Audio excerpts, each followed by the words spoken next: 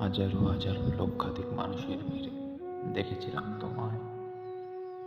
সেই ভিড়ে আমিও ছিলাম, সে দূর থেকে দেখেছি তোমায়। বট গাছের নিচে সনাতনীদের পুজোতে দেখেছিলাম তোমায়। হঠাৎ বৃষ্টি নামলো, হাজারো হাজারো মানুষ ছিন্ন ভিন্ন হয়ে গেল, শুধু রয়ে গেল অপ্সরা কন্যাটি। সেদিন ঝড় আর বৃষ্টিতে আমার সর্বনাশ হয়েছিল বটে, কারণ আমি যে প্রেমে পড়েছিলাম।